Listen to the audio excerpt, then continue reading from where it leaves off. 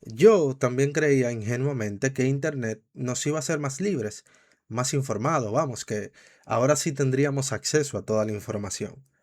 Pero con el tiempo entendí algo incómodo. La mentira paga mejor que la verdad. Y yo no estoy hablando de teorías conspirativas, estoy hablando de incentivos. Hoy en día existe toda una industria multimillonaria que vive de tu atención, de que te enojes, de que reacciones y de que compartas. Y lo que llamamos desinformación no apareció por accidente, no fue caos, fue dinero. Y para entenderlo, no podemos empezar por los países, tenemos que empezar por algo más básico, el sistema. Las grandes plataformas digitales no venden noticias, tampoco venden ideología y definitivamente no venden verdad. Lo que venden es atención. Empresas como Meta o Google ganan dinero mientras tú pasas más tiempo mirando la pantalla, mientras interactúas o mientras haces clic. Y esta es la primera pieza del rompecabezas que quiero construir. El algoritmo no premia lo verdadero, premia lo que provoca reacción. En 2018, un estudio del MIT publicado en la revista Science confirmó lo siguiente: las noticias falsas se difunden más rápido, más lejos y llegan a más personas que las verdaderas. Pero tú te preguntas que por qué pasa esto. Y realmente eso no pasa porque haya más bots, es porque simplemente nosotros las compartimos más. La mentira suele sorprender y la sorpresa genera clips. Ese es el terreno fértil y sobre ese mismo terreno alguien en su momento empezó a sembrar. Miren, una vez que se entendió que el sistema lo que realmente amplifica es la emoción, la siguiente pregunta fue inevitable. La respuesta fue sí, y no en teoría, sino en práctica.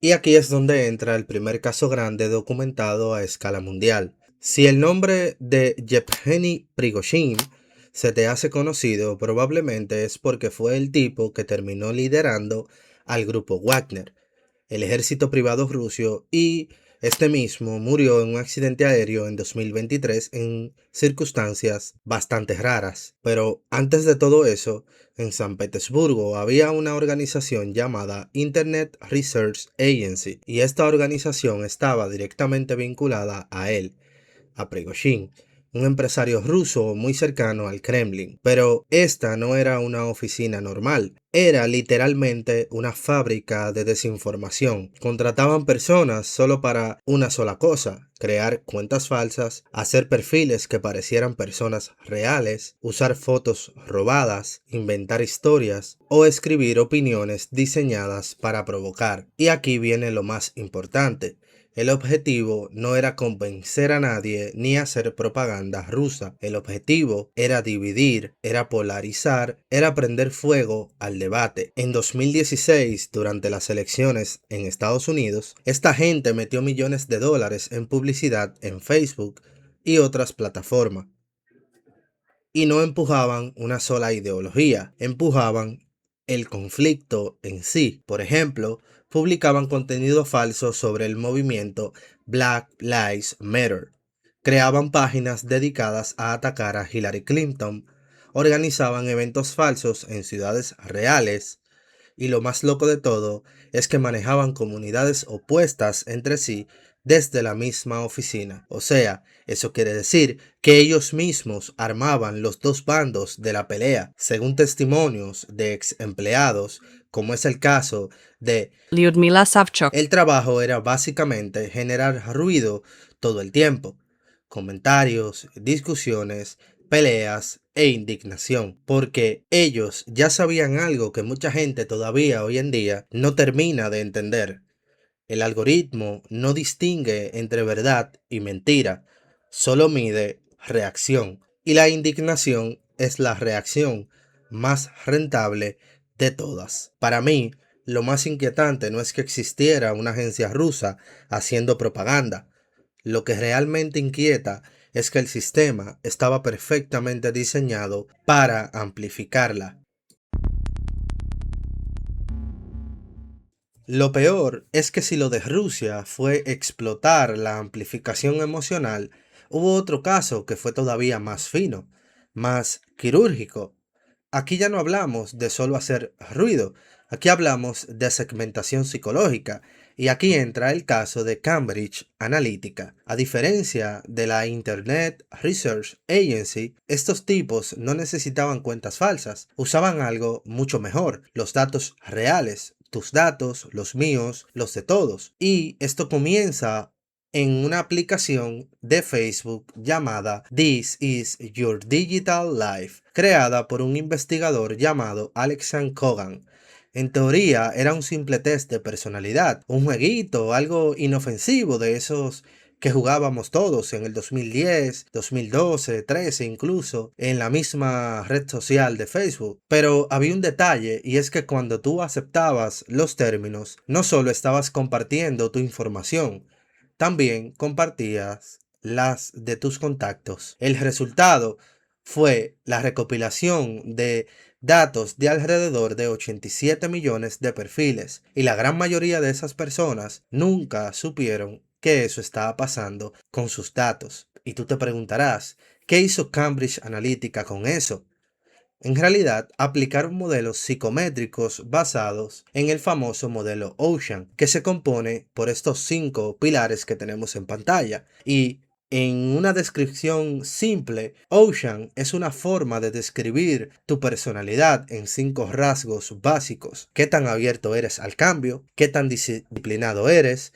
¿Qué tan sociable? ¿Qué tan empático? ¿Y qué tan vulnerable eres al miedo y al estrés? Y lo potente viene aquí. La idea ya no era mandar el mismo mensaje a todo el mundo. La idea era diseñar mensajes distintos para cada tipo de persona. Si eras más ansioso, te mostraban miedo. Si eras más conservador, te mostraban amenaza cultural. Si eras más impulsivo, te mostraban indignación. La propaganda dejó de ser masiva y se volvió quirúrgica. Entonces, la pregunta cambió. Ya no era las redes amplifican emociones. Era más bien qué pasa cuando alguien conoce tus debilidades mejor que tú mismo. Ahí la manipulación da un salto enorme. Pasamos de amplificar divisiones a explotar vulnerabilidades individuales. Y eso cambia completamente la naturaleza del poder. Si el primer experimento demostró que el sistema podía amplificar la indignación, el segundo demostró que podría dirigirla con precisión milimétrica.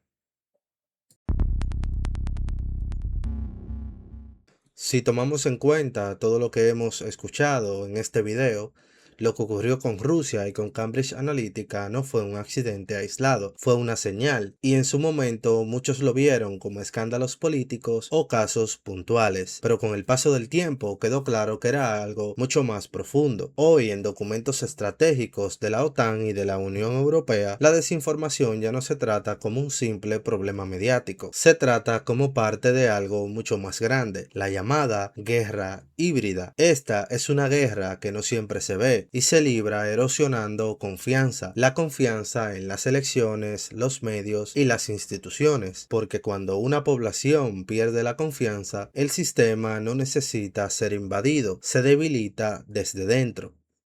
Y esto no es una teoría.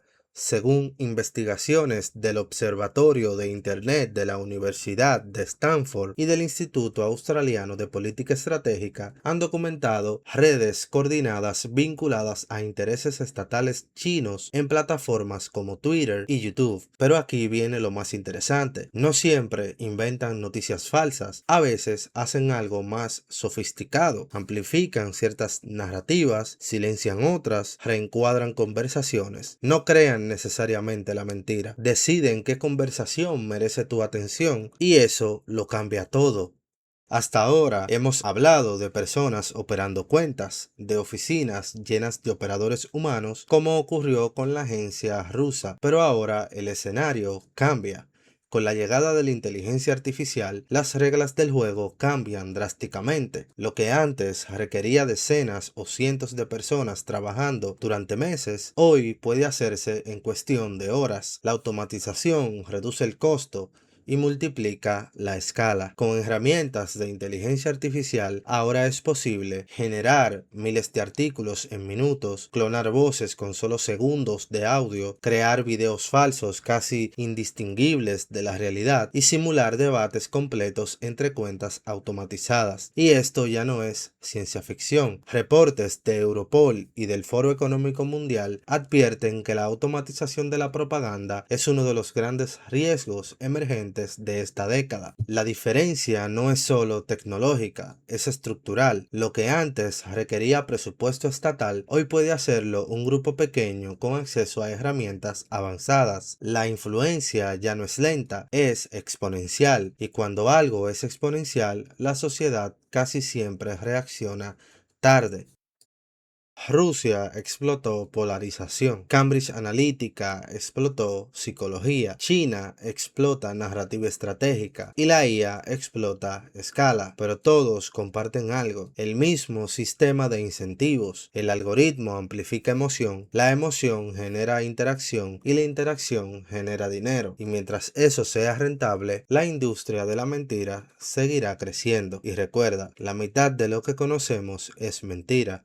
La otra mitad es una mentira bien construida.